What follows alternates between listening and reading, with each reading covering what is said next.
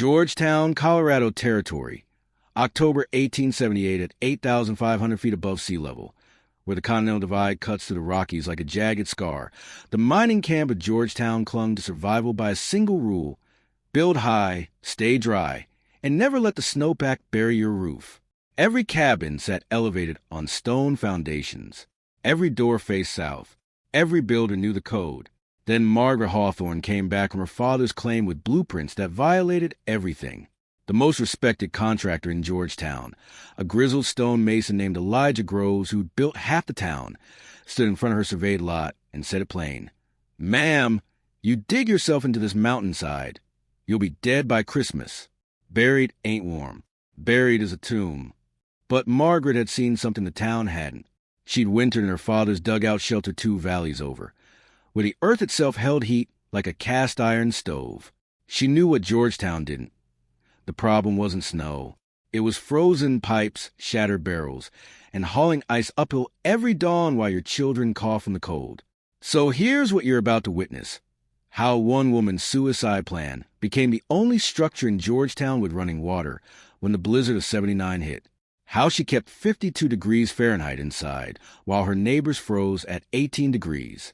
How the contractor who mocked her ended up copying her design within 2 years. If you want to see more frontier engineering that changed history, hit that subscribe button. Every week, I bring you one technique our ancestors used to survive, techniques that still work today. And drop a comment telling me where you're watching from. I want to know if you're dealing with snow right now or just planning ahead. Let's dig in. Margaret Hawthorne wasn't a builder by trade. She was a seamstress, a widow, and a mother of 2.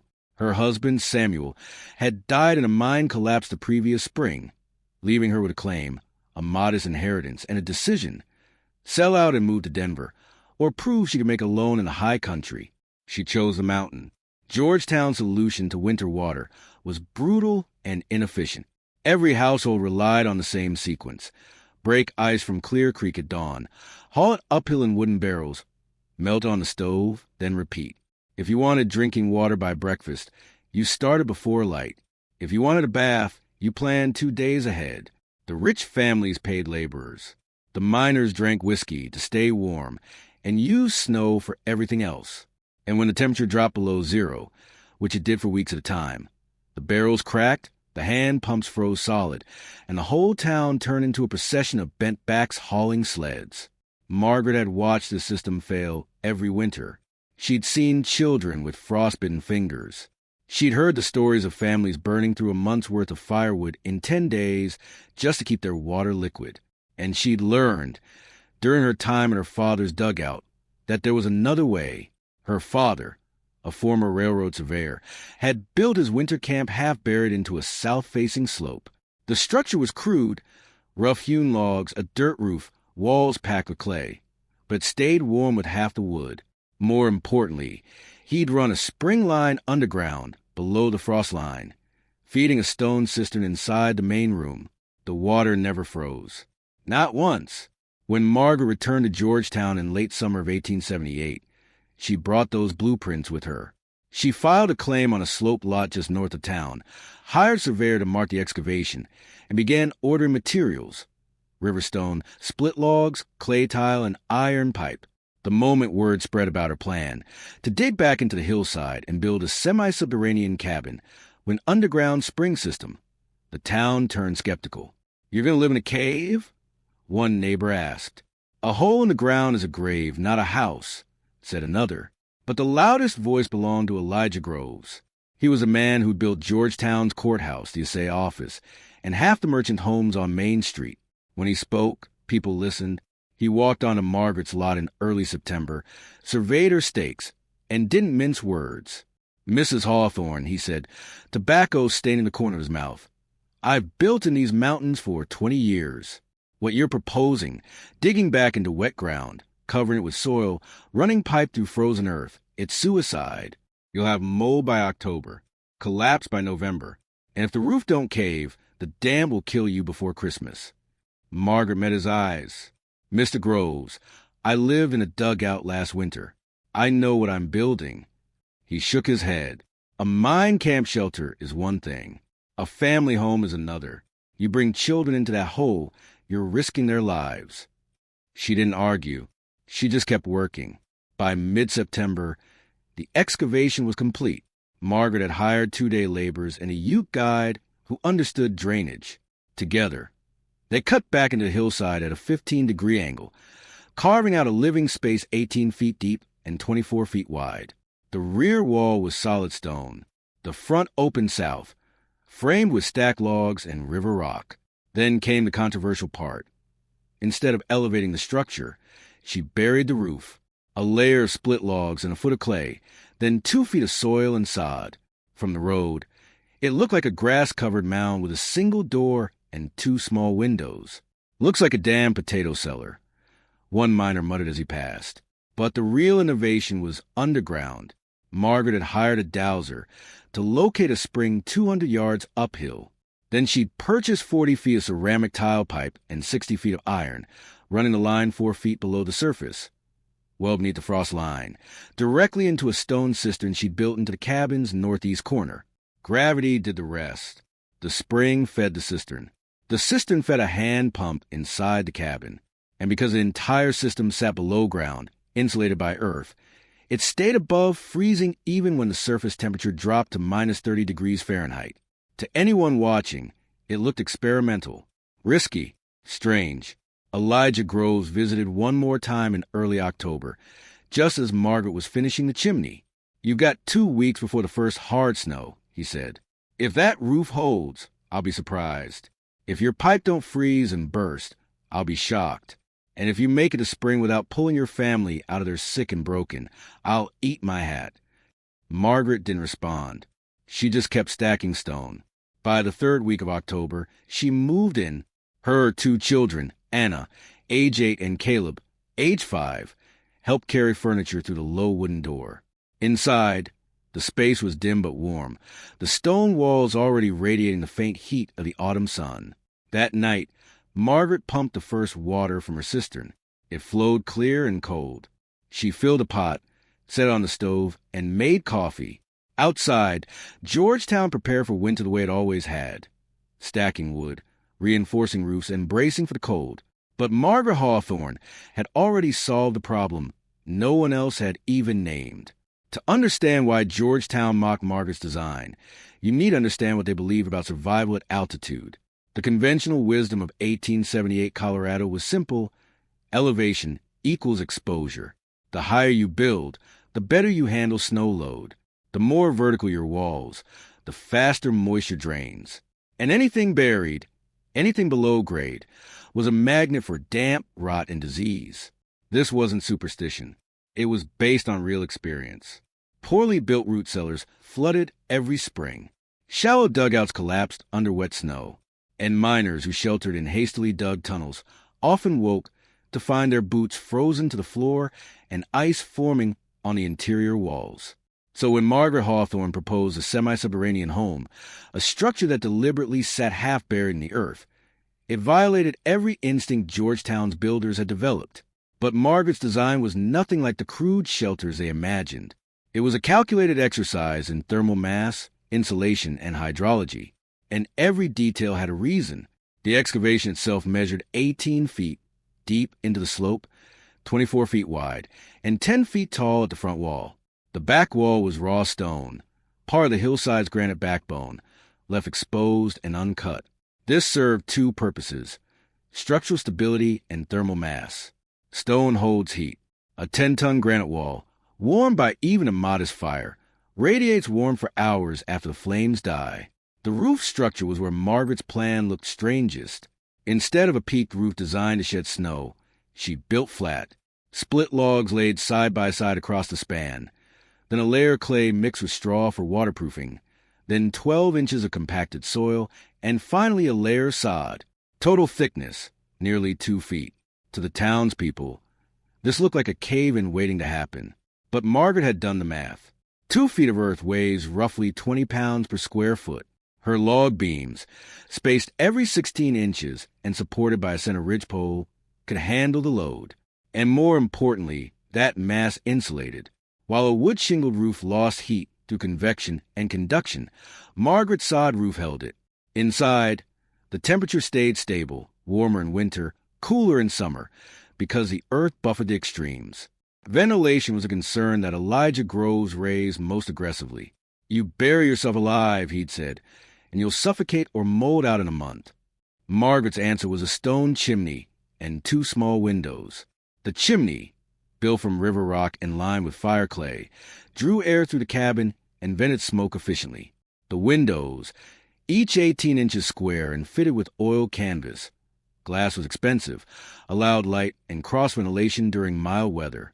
In deep winter, she could seal them with wooden shutters and wool insulation, relying entirely on the chimney draft for air exchange.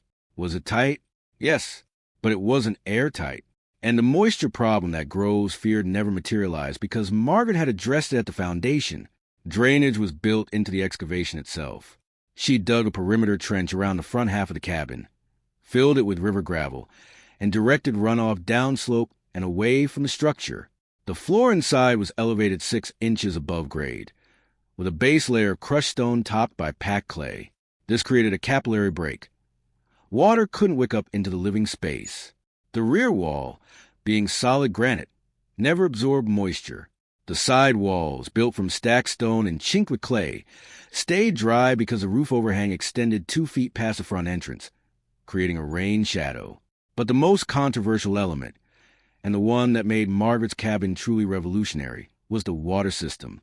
The spring line began 200 yards uphill at a natural seep Margaret had located with the help of a Ute guide named Mockery, who knew the mountain's hydrology better than any white surveyor.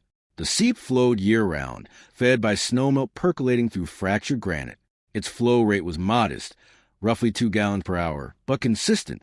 Margaret purchased ceramic drainage tile, each section 2 feet long and 4 inches in diameter, and laid them end-to-end in a trench dug 4 feet below the surface.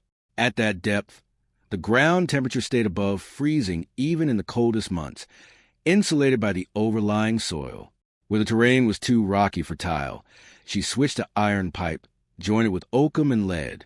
The entire line sloped gently downward, a drop of 1 inch per 10 feet, so gravity pulled the water toward the cabin without need for pumping. The line terminated inside the cabin, at a stone cistern built into the northeast corner. The cistern was rectangular, 3 feet wide, 4 feet long, and 3 feet deep, constructed from mortared river rock and sealed on the inside with a lime and ash plaster. Capacity, roughly 70 gallons. A wooden lid kept debris out. A simple iron hand pump, bolted to a plank frame, drew water up and out through a spout that emptied into a bucket or basin. The system was elegant. Spring water flowed into the cistern by gravity. The cistern stayed above freezing because it sat inside the insulated envelope of the cabin, and Margaret's family had access to clean, flowing water without ever stepping outside. When Elijah Groves saw the pipe trench, he laughed. "You're running ceramic through frozen ground? That pipe will crack the first hard freeze and flood your foundation. Then you'll be sitting in a mud pit." But Groves misunderstood the depth. For feet down, the ground doesn't freeze. Not in a single season. Not even in the Rockies. The frost line in Georgetown sat at roughly 30 to 36 inches. Margaret's pipe ran 8 to 12 inches below that threshold in soil that stayed between 38 degrees Fahrenheit and 45 degrees Fahrenheit year-round. The second objection was cost. Iron pipe was expensive. Ceramic tile was fragile. And the labor to dig 200 yards of trench through rocky soil wasn't trivial. "She's burning her inheritance on a gamble," one shopkeeper said. "Could have bought a house in town for what she's spending on that hole," said another. But Margaret wasn't gambling. She'd lived through a winter where water was a limiting resource. She knew what it cost in time and firewood and sheer exhaustion to haul and melt ice every day. Her system eliminated that entirely. And the cost? She calculated in her ledger. $47 for a pipe and tile, $18 for the hand pump, $12 for labor.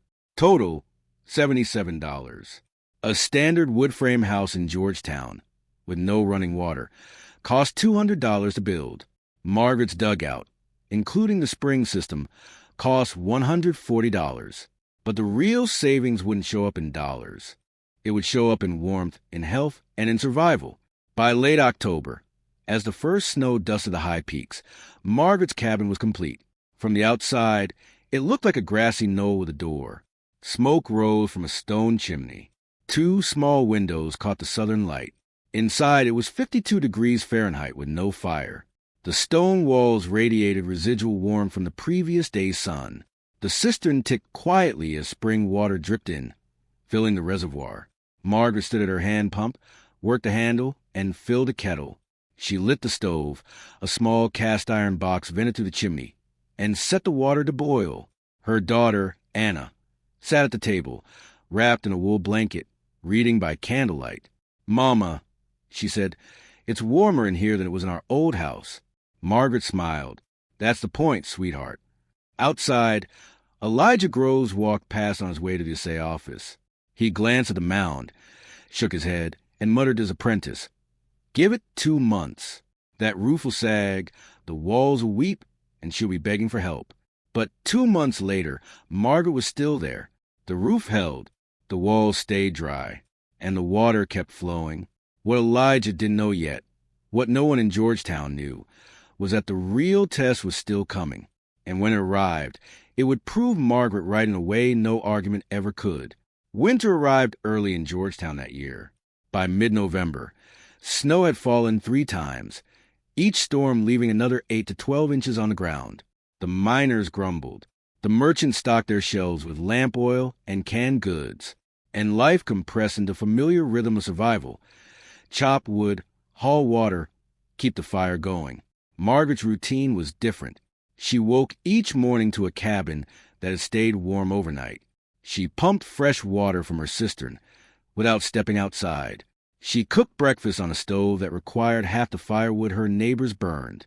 And when her children dressed for school, they weren't shivering. But comfort didn't win respect. If anything, it bred suspicion. The women of Georgetown didn't trust what they couldn't see. A house that looked like a hill didn't look like a home. And the fact that Margaret rarely appeared at the creek with a barrel and a sled. Like every other woman in town, made her seem either lazy or foolish. "She's hiding something," one said at the general store. "Probably sick," said another. "Living in that damp hole, she'll have consumption by spring." The men were harsher. At the assay office, over whiskey and cards, they made it a joke. "Hawthorne's woman went and built herself a grave," one miner said. "Gonna save the undertaker some trouble." Another laughed. "Hell, she's already underground. Just nail the door shut when the time comes." But the loudest critic remained Elijah Groves, and his objections weren't just social, they were professional. Groves had a reputation to protect. He was the builder in Georgetown. If Margaret's design succeeded, it raised uncomfortable questions about every house he'd ever constructed. Why build tall when you could build low? Why fight the snow when you could use it as insulation? Why haul water when you could pipe it? He couldn't let her succeed quietly, so he made his case publicly. In late November, at a town meeting held in the courthouse, Groves stood and addressed the council. The topic was infrastructure, specifically whether Georgetown should invest in a communal cistern and pipe system to reduce the labor of winter water hauling. Groves argued against it. "Pipes freeze," he said. "Buried systems fail. We've got a creek that runs year-round. The system we have works. It's hard, but it's reliable." Then he pivoted. "And if you don't believe me, go ask Mrs. Hawthorne how her buried pipe is holding up. Last I checked, she's sitting in a dirt hole waiting for the whole thing to collapse." A few men chuckled. One councilman raised an eyebrow. "Has it collapsed?" Groves waved a hand dismissively. "Give it time. That roof's going to sag under snow load.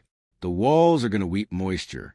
And when that pipe freezes and bursts, and it will, she'll flood herself out. Mark my words." The council voted down the cistern proposal, and Groves walked out satisfied. But the damage to Margaret's reputation was real. By early December, she'd become a cautionary tale. Mothers used her as an example when warning their daughters about stubbornness. "You don't end up like Margaret Hawthorne," they'd say, "building foolish and living cold." Even the schoolteacher, a stern woman named Mrs. Calloway, made a comment within earshot of Anna. "Some people think they're smarter than experience," she said. "Those people usually learn the hard way. Anna came home in tears. Margaret held her, stroked her hair, and said quietly, "Let them talk, sweetheart. We'll let the winter do the teaching." But the mockery wasn't just talk. It became physical. One afternoon in mid-December, Margaret stepped outside to split firewood and found a wooden sign staked into the snow near her door. Someone had painted in rough letters, "Hawthorne's tomb, open for viewings." She pulled it up, snapped it in half, and threw it in the stove.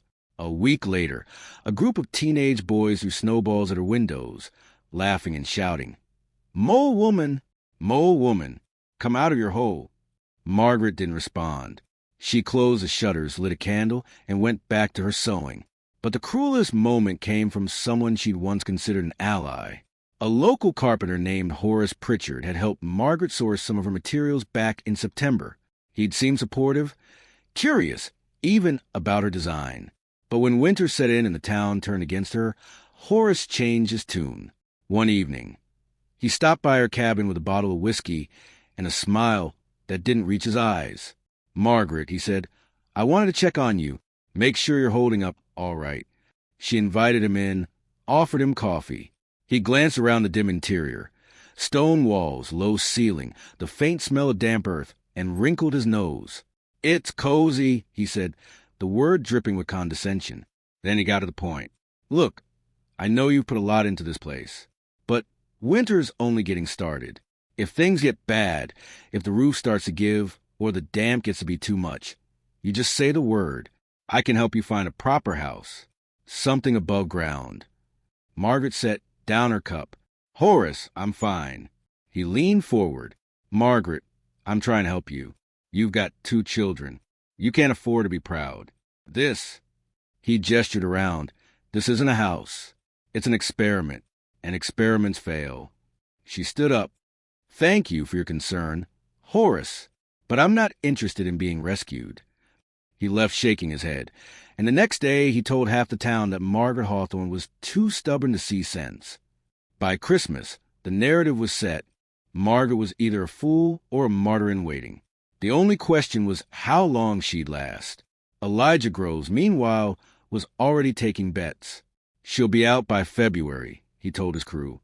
"Snow will cave that roof, or the damp will break her. Either way, she's done." But Groves made one critical mistake. He assumed that winter would be normal. Cold, yes. Hard, yes. But manageable. He didn't know what was coming. None of them did. The blizzard of 1879 didn't announce itself. It arrived like a thief in the night, silent, sudden, and merciless. It started on January 14th with a temperature drop. By dawn, the thermometer outside the assay office read 8 degrees Fahrenheit.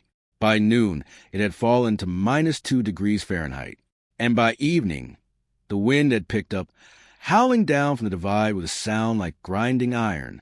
The snow began just after midnight.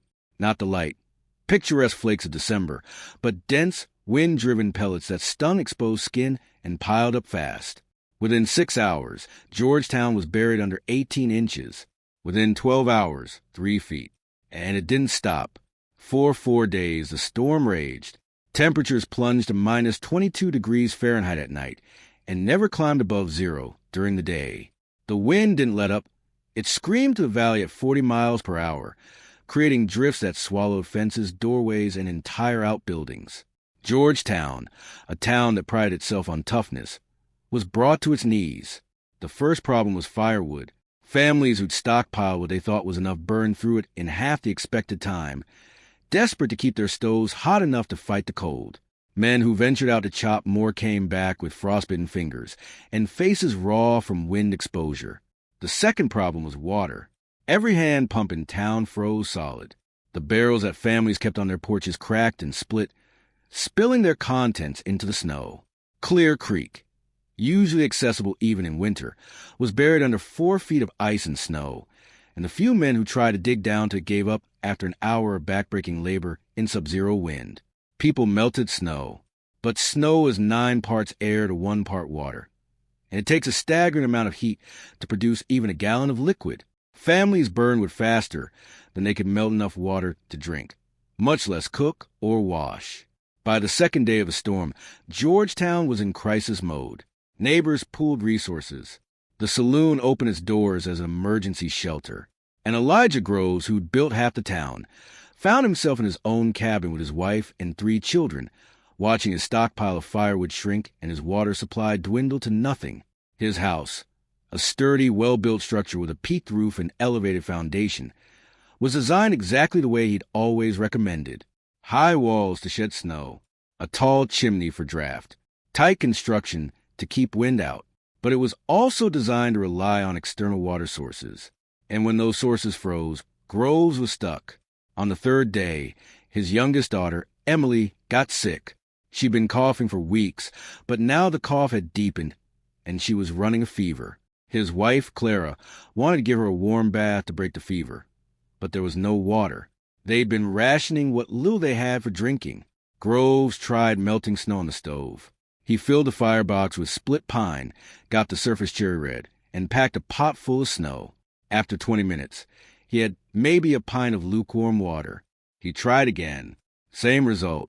It took him 2 hours and half his remaining firewood to produce enough water to fill a basin. Meanwhile, the temperature inside his cabin had dropped to 35 degrees Fahrenheit, even with the stove running full blast. The windows were frosted over on the inside. Ice had formed on the interior walls where condensation had frozen. Clara wrapped Emily in every blanket they owned and held her close, trying to keep her warm with body heat.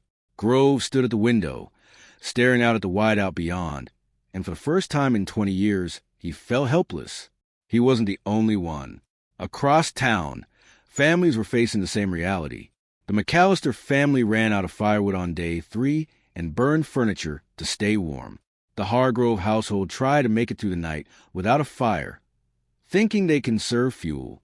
They woke to a cabin interior at 12 degrees Fahrenheit, with frost coating every surface. Old man Pritchard, Horace's father, collapsed from exhaustion after spending 6 hours trying to dig a path to his woodshed. His sons found him face down in a snowdrift, hypothermic but alive. And then there was Margaret Hawthorne. On the evening of January 16th, day 3 of the blizzard, Elijah Groves' apprentice, a young man named Samuel Cortez, was making his way through waist-deep snow on an errand to check on a neighbor. His route took him past Margaret's lot. He almost didn't notice her cabin. It was buried. The entire structure sat beneath a smooth, unbroken expanse of snow, with only the stone chimney and the top 6 inches of the door frame visible. Samuel stopped. He stared. For a moment, he thought the worst, that the roof had collapsed, that the family inside was dead or trapped. But then he saw smoke rising from the chimney. Thin, steady, controlled smoke. The kind you get from a well-tended fire, not a desperate one. He waded closer, knocked on the door, and waited. Margaret opened it. She was dry. Her hair was tied back. Her cheeks had color.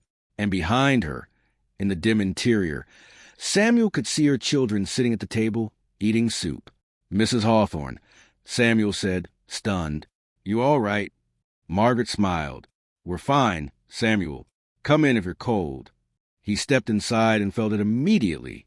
Warmth. Not the scorching, wood-hungry heat of an overfired stove, but a steady, even warmth that seemed to radiate from the walls themselves. The cabin was 52 degrees Fahrenheit inside. Outside, it was minus 18 degrees Fahrenheit. How? Samuel started, then stopped. He looked around, trying to understand. Margaret gestured to the stone wall at the back. "ThermalMass," she said simply. "The earth holds the heat. I only need a small fire to keep it going." Samuel glanced at the stove. It was barely glowing. A few small pieces of wood, burning slow. Then he saw the water. Margaret had a basin on the counter, full and clean. She saw him staring. "Spring line," she said, "runs 4 feet down. Never freezes." Samuel left 10 minutes later, his mind reeling. He went straight to Elijah Groves' house, knocked on the door, and when Groves answered, haggard, cold, desperate, Samuel said, "You need to see Margaret Hawthorne's place." Groves stared at him. "What?" "She's got water, Elijah, running water, and her cabin's warm. I don't know how, but it's working." Groves didn't believe him. Not at first. But desperation has a way of breaking pride. The next morning, As the storm finally began to ease, Elijah Groves wrapped himself in a coat, pulled a scarf over his face, and trudged through the snow to Margaret's door. Stay with me, because what happens next is going to shock you. If you're not subscribed yet, hit that button now. I promise you, the payoff is worth it. Elijah Groves knocked on Margaret Hawthorne's door at 8:30 on the morning of January 18th, 1879. His knuckles were raw from the cold. His breath came out in clouds, and his pride, for the first time in 2 decades, was buried somewhere beneath 4 feet of snow. Margaret opened the door. She didn't look surprised. "Mr. Groves," she said evenly, "come in." He stepped inside and stopped. The contrast was immediate and undeniable. Outside, the temperature hovered at -15 degrees Fahrenheit, with a wind chill that made it feel closer to -35 degrees Fahrenheit. Inside Margaret's cabin, the air was still dry and warm enough that Grove could unbutton his coat. He stood there for a moment, silent, taking it in. The stone walls weren't weeping moisture. They were bone dry. The floor wasn't slick with condensation. It was solid and clean. And the temperature, which Groves estimated at around 50 degrees Fahrenheit, felt like a luxury he'd forgotten existed. "How warm is it in here?" he asked. Margaret walked to a small mercury thermometer hanging on the wall near the door. 52 degrees, she said. "It's been between 50 and 55 for the last 3 days. Groves stared at the thermometer. Then he looked at the stove. It was a small cast-iron box, no bigger than a bread oven, with a faint glow visible through the grate. A few pieces of split pine sat in the firebox, burning slow and steady. "That's all the fire you're running?" he asked. "That's all I need," Margaret said. "I feed it twice a day, morning and evening, maybe 4 pieces each time." Groves did the math in his head. 8 pieces of firewood per day. He'd been burning closer to 40 in his own cabin, and his interior temperature had still dropped into the 30s. "The walls," he said, stepping closer to the stone surface at the back of the cabin. He placed his palm against it. It was warm, not hot, but noticeably warmer than the air. "They're radiating." "ThermalMass," Margaret said. "The stone absorbs heat during the day and releases it slowly at night. The earth around the cabin does the same thing. It buffers the temperature swings." Groves turned to look at her. "You learned this from your father." "I learned it from living through a winter where survival depended on efficiency," she said. "My father figured it out. I just built it better." Then Margaret walked to the corner of the cabin, where the stone cistern sat beneath a wooden lid. She lifted the lid, and Groves heard the faint trickle of water. "Is that?" he started. "Spring water," Margaret said. She worked a hand pump, and clear, cold water gushed out into a tin basin. The line runs 4 feet below the surface. At that depth, the ground stays above freezing year-round. Gravity feeds the cistern. The cistern stays inside the insulated envelope of the cabin, so it never freezes. Groves stared at the flowing water like it was a miracle. "You've had running water this entire time." "Since October," Margaret said. "I haven't hauled a bucket of ice once." Groves felt something crack inside him. Not anger, not resentment, just a slow, cold realization that he'd been wrong. Publicly, loudly, and completely wrong. He cleared his throat. "How much firewood have you used since the storm started?" Margaret thought for a moment. "Maybe 30 pieces total. Small splits, nothing bigger than my wrists." Groves had burned over 200 pieces in the same time period. His family had been cold anyway. His daughter was still sick, and his water situation had become so desperate that he'd sent his wife and children to stay with neighbors while he dug out the path to the creek. "What about ventilation?" he asked, grasping for something, anything, that might justify his earlier criticism. "You've got no windows open. How are you getting fresh air?" Margaret pointed to the chimney. "The draft pulls air through naturally. I cracked the door twice a day during the storm to exchange air, but the chimney does most of the work. No buildup of smoke or moisture."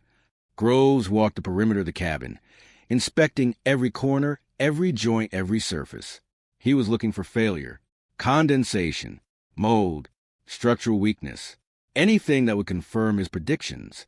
He found nothing. The walls were dry.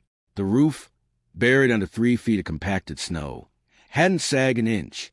The door frame was square and plumb, and the interior, despite being dim, was cleaner and more comfortable than most above-ground homes in Georgetown. Finally, Groves turned back to Margaret. "I was wrong." She didn't gloat. She didn't smile. She just nodded. "You were working from experience, Mr. Groves. So was I. We just had different experiences." Groves stood there for another moment, then pulled his coat tight and headed for the door. Before he left, he paused. "How much did this cost you to build?" $140, Margaret said, "including the spring line." Groves left without another word, but as he walked back to the snow toward his own cold, firewood-hungry cabin, the numbers were already turning in his head. By January 20th, the storm had finally broken. The sun came out pale and cold, and Georgetown began digging itself free. Men shoveled roofs. Families assessed damage. And the story started spreading. Samuel Cortez told everyone who would listen about Margaret's cabin. 52 degrees, he kept saying. She had water, running water. I saw it with my own eyes. At first, people didn't believe him. Then Elijah Groves confirmed it. He didn't make a public announcement. He didn't apologize in the town square. But word traveled fast in a mining camp. And when the most respected builder in Georgetown quietly admitted that Margaret Hawthorne's design had outperformed every conventional structure in town, people paid attention. Within a week, 3 families came to Margaret's door asking questions. How deep did she dig? What kind of stone did she use? Where did she source the pipe? How much did it cost? Margaret answered every question. She showed them the spring line. She explained the ThermalMass principle. She walked them through the drainage system, the roof construction, and the ventilation design. "Can you help us build one?" a miner named Jacob Thornton asked. He had 5 children, and his cabin had dropped to 20 degrees Fahrenheit during the storm. 2 of his kids had developed frostbite on their toes. Margaret hesitated. "I'm not a contractor, Mr. Thornton, but you know how to do this," Thornton said. "And we need it. My family can't survive another winter like that." Margaret looked at him, then at the others who'd gathered. She saw desperation. She saw the same exhaustion she'd felt during her first winter in the high country, before she'd learned what worked and what didn't. "I'll draw plans," she said. "You'll have to do the work yourselves, but I'll show you how." By February, Margaret had sketched out 3 variations of her design. One for families with access to a spring, one for those who didn't, and one that incorporated a root cellar for food storage. She charged nothing for the plans. She just asked that people share what they learned. The first replication was built that spring by the Thornton family. They dug into a south-facing slope 2 miles outside Georgetown, followed Margaret's specifications, and moved in by June. When winter came again in 1879, they burned less than half the firewood of their previous cabin and maintained an interior temperature of 48 degrees Fahrenheit to 54 degrees Fahrenheit throughout the coldest months. The second replication came from an unexpected source, Elijah Groves. In March, Groves approached Margaret with a proposal. "I want to build one of these for my family," he said. "And if it works the way I think it will, I want to offer it as an option to my clients." Margaret studied him. "You mocked this design 6 months ago."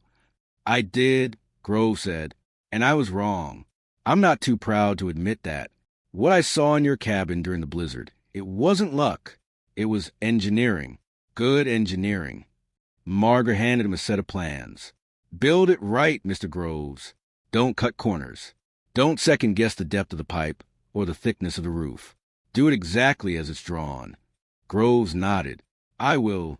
By summer of 1879, Groves had completed his own semi-subterranean cabin on the north edge of town. He moved his family in that fall, and when winter returned, his firewood consumption dropped by 60%. His interior temperature stayed consistently above 50 degrees Fahrenheit, and his water system, run from a nearby creek, using the same below-frost line principle Margaret had pioneered, never froze once. He didn't advertise it, but when clients asked, he offered the design as an alternative. "It's not for everyone," he'd say, "but if you're willing to dig, and if you've got access to water, it's the most efficient structure you can build at altitude."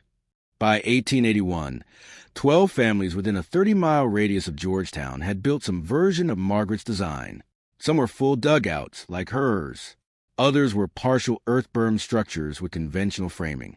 A few incorporated only the underground water system, running spring lines to interior cisterns to eliminate the need for winter hauling. But every single one of them worked. They stayed warmer with less fuel. They provided reliable water access. And they turned a brutal, resource-draining winter into something manageable. Margaret Hawthorne didn't get rich from it. She didn't patent the design or charge royalties.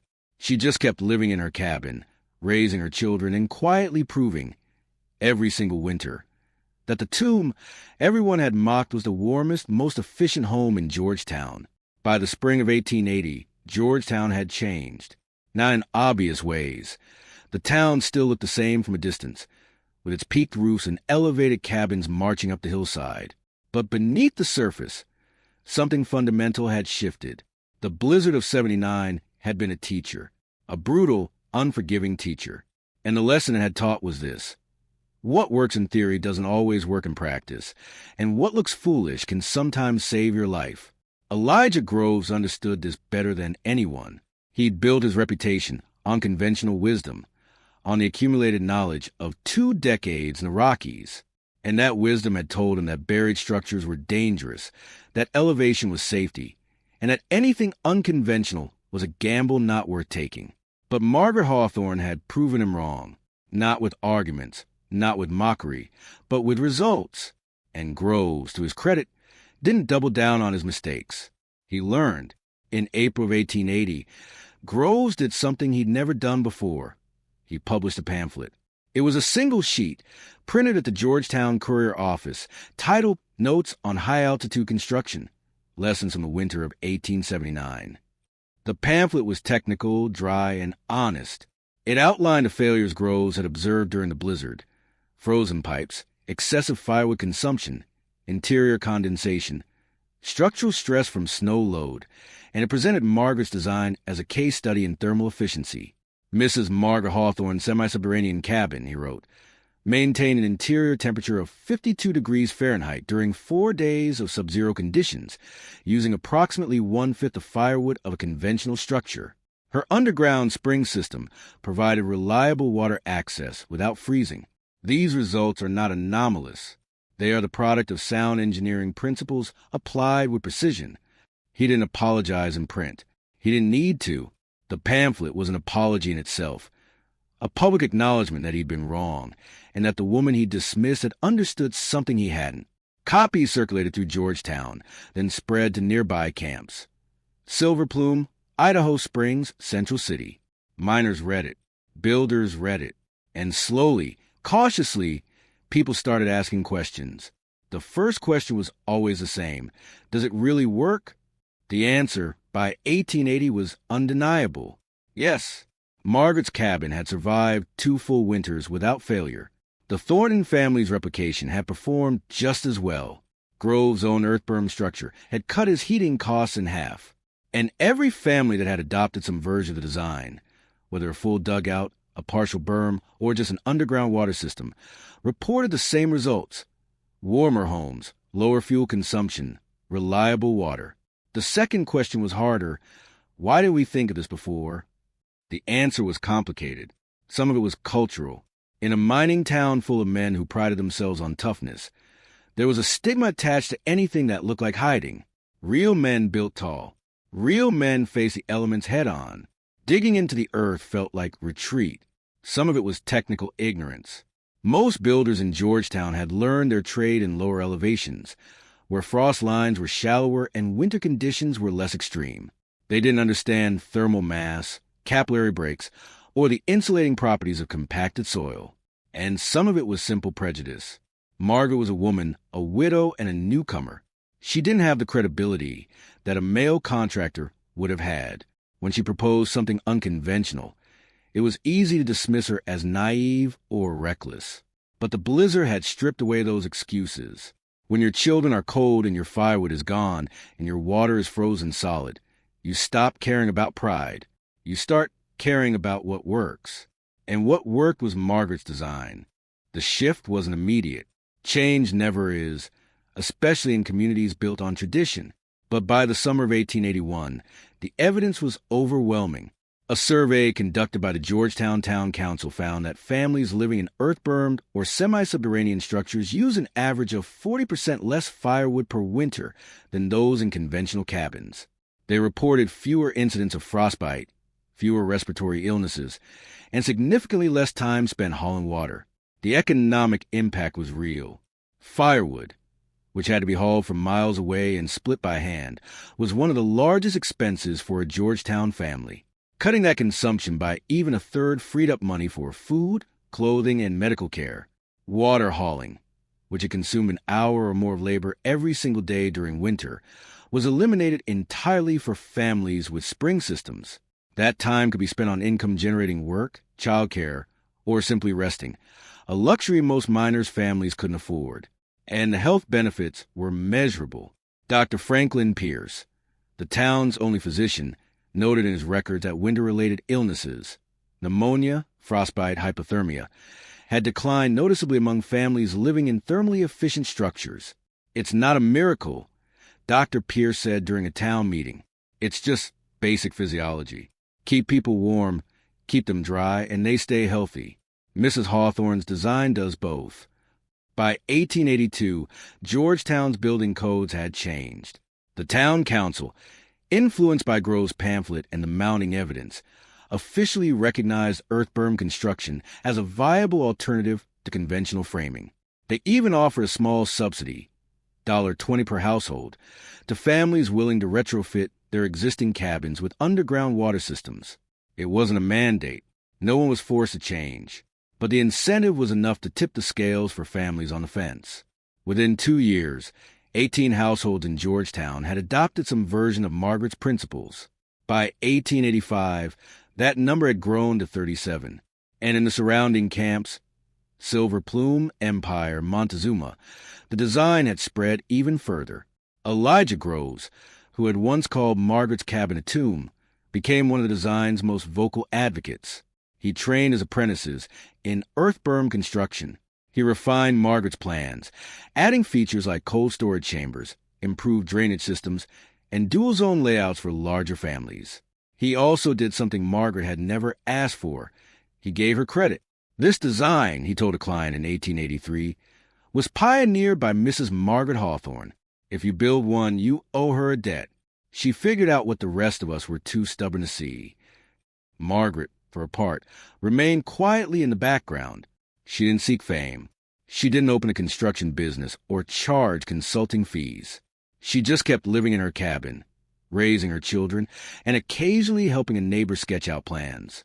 But her influence was undeniable. The woman who'd been mocked, dismissed, and called foolish had become Georgetown's quiet standard-bearer for practical, efficient, life-saving design. And when people asked her how it felt to be proven right, she always gave the same answer.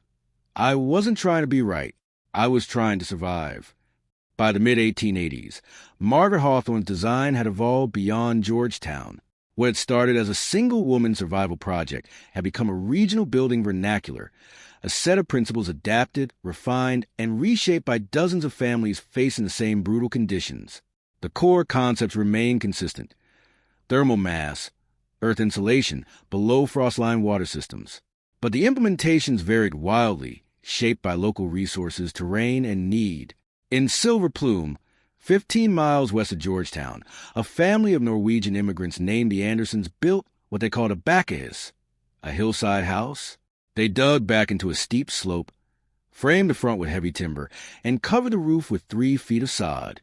But instead of Margaret's stone cistern, they built a small room into the excavation specifically for cold storage, keeping butter, milk, and preserved meat at constant 40 degrees Fahrenheit year-round. The Andersons added another innovation, a double-door entry system, creating an airlock that prevented cold air from rushing directly into the living space. When you entered their cabin, you stepped into a small vestibule, unheated but sheltered, before passing through a second door into the main room. The result was even better thermal efficiency than Margaret's original design. The Andersons burned roughly 3 cords of wood per winter, compared to the 5 or 6 cords their neighbors consumed. In Empire, a mining engineer named Raymond Voss took the underground water concept and scaled it up.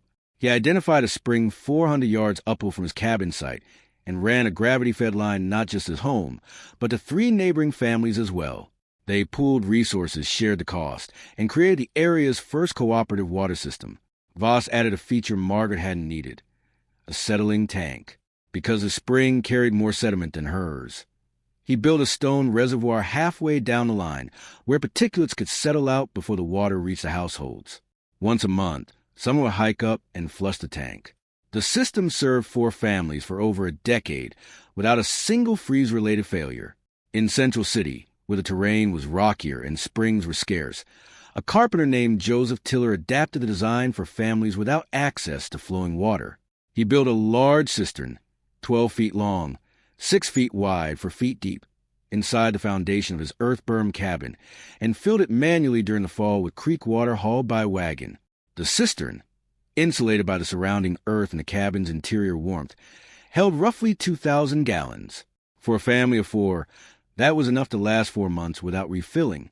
Tiller added a simple sand filter at the outlet to keep the water clean and a wooden cover to prevent evaporation and contamination.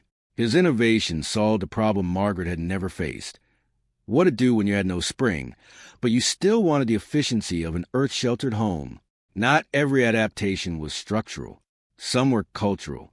In the small camp of Montezuma, a Ute woman named Nanica married a white trapper and settled in a hybrid structure that combined traditional indigenous Earth Lodge principles with Margaret's ThermalMass approach. Nanica's design used a conical frame covered with layers of bark, hide, and compacted earth, similar to traditional winter lodges her people had used for generations, but she added a central stone hearth with a radiant heat chimney, following the same principles Margaret had employed. The structure stayed consistently warm, used minimal firewood, and proved so effective that 2 neighboring families asked Nanica to help them build similar designs. By 1885, the Hawthorne method, as some had started calling it, was no longer a single design. It was a philosophy: work with the earth, not against it. Use mass to store heat. Protect water from freezing. Insulate with what's abundant and free. And the results spoke for themselves. A comparative study conducted informally by a visiting surveyor from Denver found that Georgetown area families living in earth-bermed or semi-subterranean structures had 35% to 60% lower firewood consumption, near zero incidence of frozen water systems, 20% to 30% fewer wind-related illnesses, significantly reduced labor hours spent on water hauling. These weren't marginal gains. They were transformative. And in a region where winter could kill, transformation meant survival. The technique also spread through word of mouth. Miners moved between camps, carrying stories and sketches. Families wrote letters to relatives in other states, describing the design and encouraging them to try it.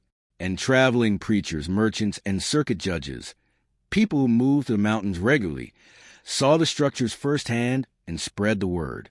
By 1890, variations of Margaret's design had appeared in mining camps across Colorado, into Wyoming, and even into Montana. They went by different names: dugouts, berm houses, earth lodges, hill cabins. But they all shared the same DNA. Not everyone adopted it. Conventional construction still dominated, especially in wealthier towns where fuel was cheap and labor was plentiful. But for families on the margins, for miners, homesteaders, widows, and immigrants, the Hawthorne method was a lifeline. It wasn't just a better way to build. It was a better way to survive. Margaret Hawthorne died in 1904 at the age of 67, in the same cabin she built 26 years earlier. Her children had grown, married, and moved to Denver. She'd lived alone for the last decade of her life, tending a small garden in the summer and sewing by lamplight in the winter. When the town buried her in the Georgetown Cemetery, 37 people attended the service. Among them was Elijah Groves, now in his 70s, who stood at the graveside and said simply, "She taught us how to live here." Margaret's cabin still stands today, partially collapsed but recognizable, on a hillside north of Georgetown. The stone walls remain. The chimney, though cracked, still points skyward. And if you dig through the undergrowth near the foundation, you can still find sections of ceramic tile pipe buried 4 feet down, exactly where she laid them in 1878. The spring that fed her cistern still flows. So, what can we learn from Margaret Hawthorne's story? What does a 19th century widow in the Colorado Rockies have to teach us in the 21st century? More than you might think. First, let's be clear about what Margaret wasn't. She wasn't an engineer. She wasn't a trained architect. She didn't have a degree or a certification or any formal authority to design buildings.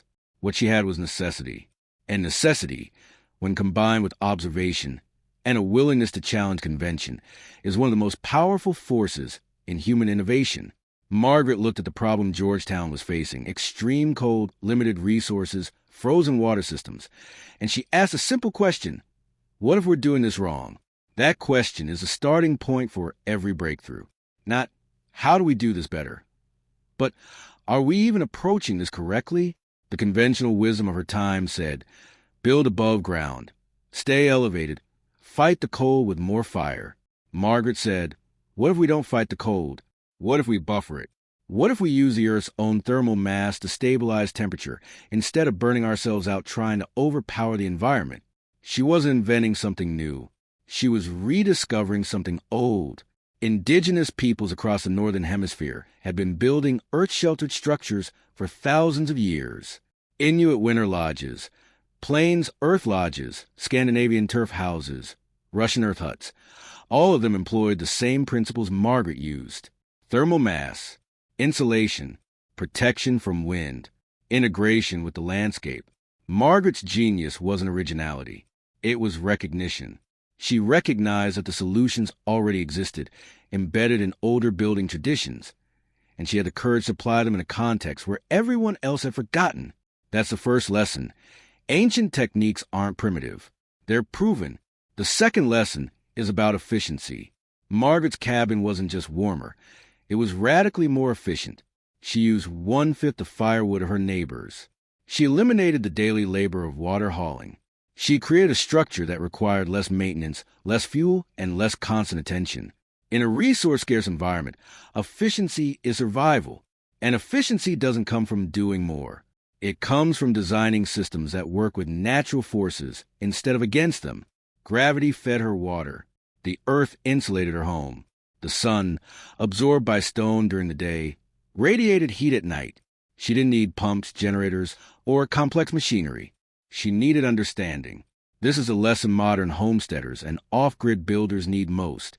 You don't need more technology. You need better design. The third lesson is about resistance. Margaret faced mockery, skepticism, and outright hostility. She was told her design was dangerous, foolish, and doomed to fail. She was socially isolated because of her choices. But she didn't argue. She didn't try to convince people with rhetoric or theory.